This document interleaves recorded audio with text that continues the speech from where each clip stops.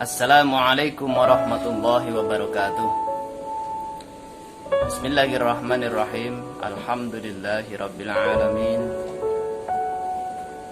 Wassalatu wassalamu ala sayyidina wa maulana Muhammadin wa ala alihi wa sahbihi ajma'in, amma ba'd. Anak-anak sekalian yang saya sayangi, yang saya banggakan, alhamdulillah pada kesempatan kali ini kita bertemu lagi melalui pembelajaran jarak jauh atau daring. Melalui video kali ini Pak Guru akan menyampaikan beberapa materi terkait dengan pembelajaran PAI jarak jauh. Pada kali ini kita akan membahas tentang semua bersih hidup jadi nyaman pada bab 3 ini. Baiklah anak-anak, sebelum kita mulai, kita berdoa dulu dengan membaca basmalah secara bersama-sama. Bismillahirrahmanirrahim. Anak-anak yang saya sayangi, yang saya banggakan, bagaimana kabar kalian? Masih tetap dalam kondisi sehat walafiat kan? Semoga kita semua dilindungi oleh Allah, dijauhkan dari musibah, khususnya corona pada kali ini. Semoga belajar kita kali ini oleh Allah diberikan ilmu yang manfaat, barokah fid dini wad dunya wal akhirah. Amin, Allahumma amin. Anak-anak sekalian yang saya banggakan, pada materi Toharoh, Pak Guru akan menyampaikan beberapa hal yang perlu kalian ketahui. Yang punya buku LKS dibuka pada halaman 51, yaitu materi Toharoh, semua bersih hidup jadi nyaman. Menjaga kebersihan merupakan hal yang sangat penting, terutama bagi umat Islam. Kebersihan akan membuat kita terhindar dari berbagai penyakit.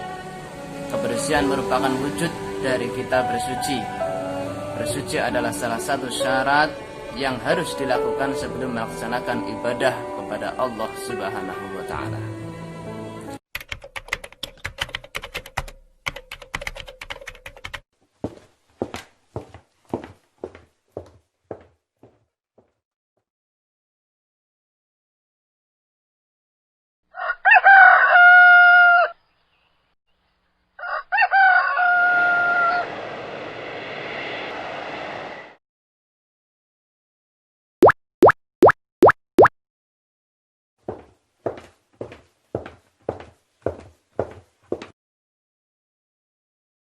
Teman-teman, mari kita menjaga kebersihan lingkungan sekitar kita, karena kebersihan adalah sebagian dari iman, dan Allah sangat menyukai keindahan dan kebersihan.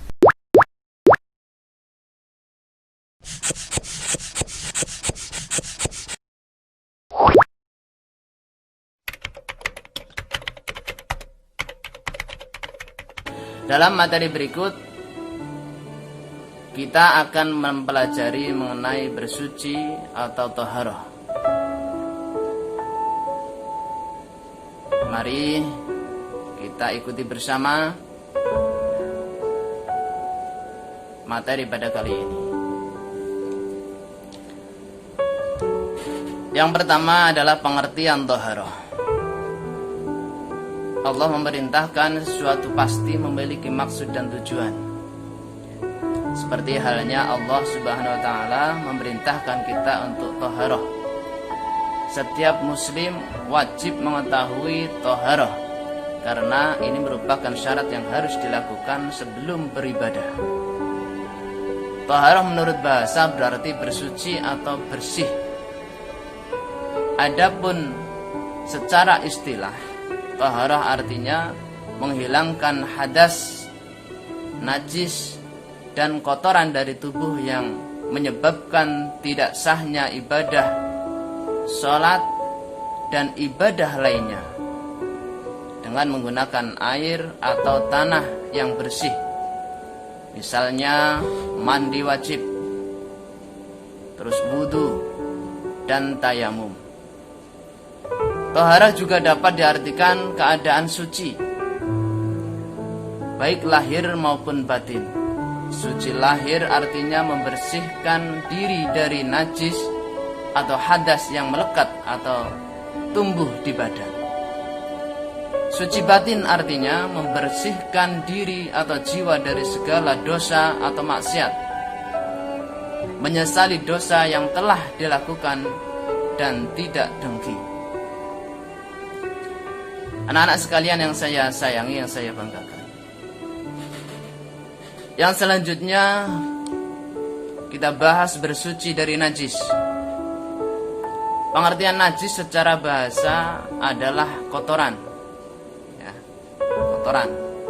Adapun secara istilah, najis adalah segala bentuk kotoran yang tampak dan melekat pada tubuh, pakaian, dan tempat yang dapat membatalkan ibadah sholat dan ibadah lainnya.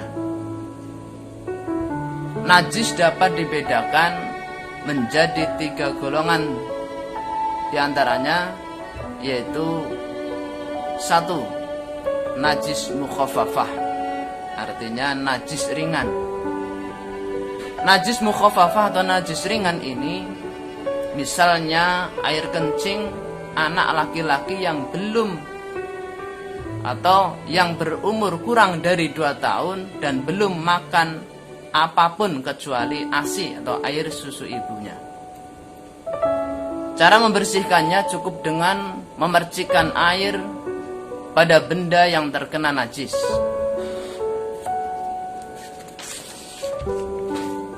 Sudah paham ya?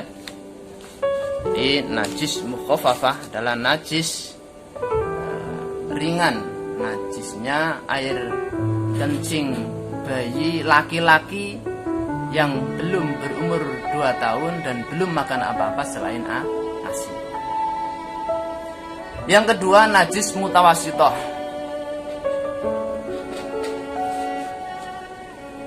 Najis mutawasithah artinya najis sedang. Misalnya air kencing, tinja, darah, nanah, dan bangkai. Najis jenis ini terbagi menjadi 2, yaitu najis hukmiyah, artinya jelas secara hukum. Yang kedua, najis ainiyah, artinya jelas secara indrawi atau mata. Ketika kita meyakini adanya najis, namun zat, bau, warna, dan rasanya tak tampak nyata, maka termasuk najis hukmiyah, tidak kelihatan. Contohnya air kencing yang mengering, sudah tidak terlihat lagi rasanya, baunya maupun warnanya sudah tidak ada lagi, tapi diyakini masih ada. Najis hukmiyah.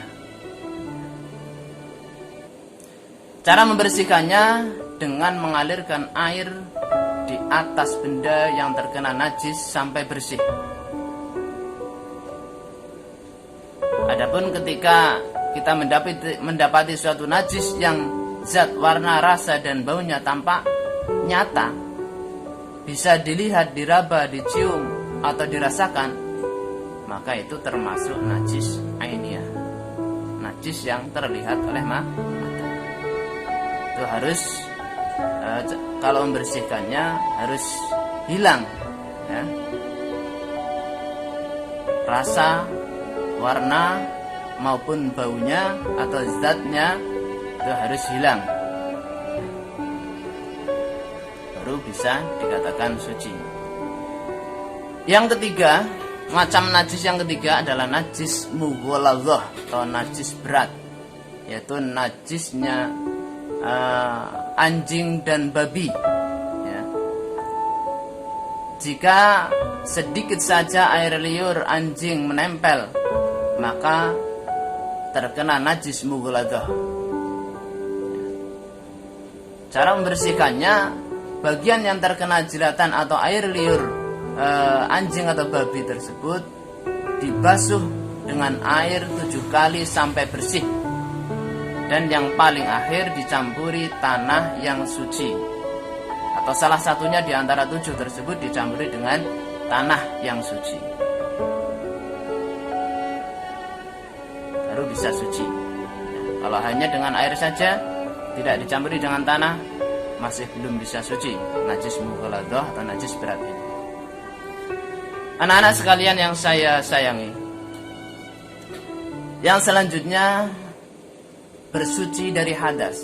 Tadi bersuci dari najis, sekarang bersuci dari hadas. Apa pengertian hadas? Hadas merupakan suatu keadaan ketika seorang muslim dinyatakan sedang tidak suci sehingga tidak sah melaksanakan ibadah kecuali setelah bersuci. Hadas terbagi menjadi 2, yaitu hadas kecil dan hadas besar. Hadas kecil ialah keadaan setelah keluar sesuatu dari kubul atau dubur. Misalnya buang air kencing atau buang air kecil, buang air besar, dan buang angin, istilahnya kentut. Cara mensucikannya yaitu dengan berwudu atau tayamum. Kalau hadas kecil cukup dengan berwudu atau tayamum. Adapun hadas besar bisa disebut dengan jinabat atau junub. Contohnya haid dan nifas atau keluar air mani. Cara bersuci hadas besar ini yaitu dengan mandi wajib atau mandi janabah. Tidak cukup dengan hanya berwudu atau tayamum saja. Kecuali tidak ada air sama sekali, maka boleh dengan tayamum. Baiklah anak-anak yang saya sayangi, yang saya banggakan, saya kira cukup sampai di sini pertemuan pertama kita pada pertemuan kali ini. Kita lanjutkan pada pertemuan yang akan datang materi selanjutnya, yaitu mandi wajib, wudu, dan tayamum. Anak-anak yang saya sayangi, yang saya banggakan, marilah kita tutup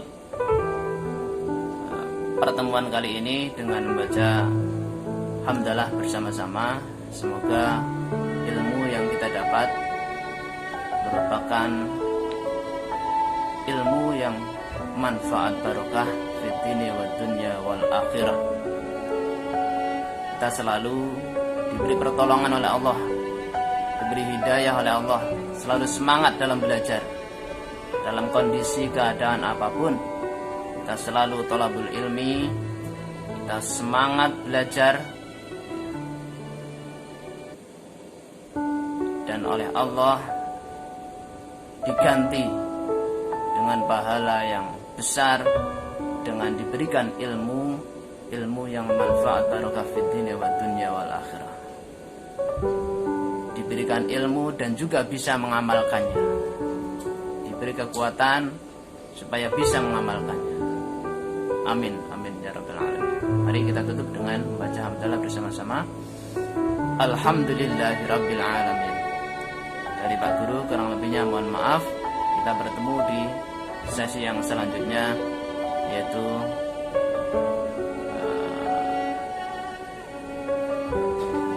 tayamum, mandi wajib, dan wudu. Assalamualaikum warahmatullahi wabarakatuh.